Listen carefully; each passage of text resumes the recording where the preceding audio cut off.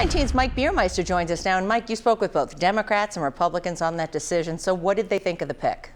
Well, Heather, of course, we saw some differing opinions on the selection when it comes to the political parties, but experts who've been following this selection were not surprised with the decision.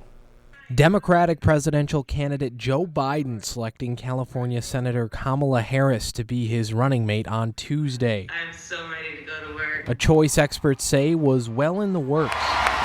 It was pretty clear that he was looking for someone who not only had a background and experience, but also someone that he could work with. Democrats praising the decision by the former vice president. Congressman Ron Kind calling it a great pick in a Zoom press conference on Tuesday night after his primary victory. He demonstrates he's not afraid to run towards criticism, to surround himself with people who are going to tell him what he needs to hear rather than what he wants to hear.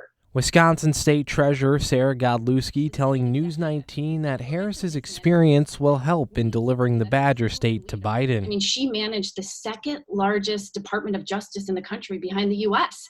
and was able to actually stand up to big banks, stand up to like for-profit colleges, and that's exactly somebody we need in the White House moving forward.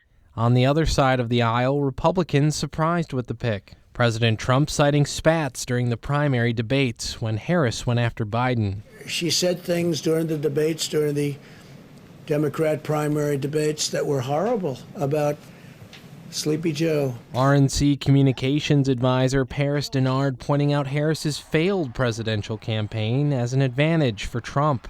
She's been on the stage and they rejected her.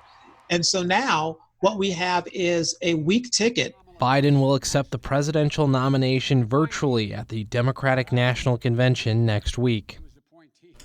The former vice president was also considering Michigan Governor Gretchen Whitmer, Wisconsin Senator Tammy Baldwin, and Massachusetts Senator Elizabeth Warren before ultimately choosing Harris. Heather, we'll send it back to you. All right, thank you, Mike. Now, Harris ended her presidential campaign at the end of 2019 and endorsed Biden in March.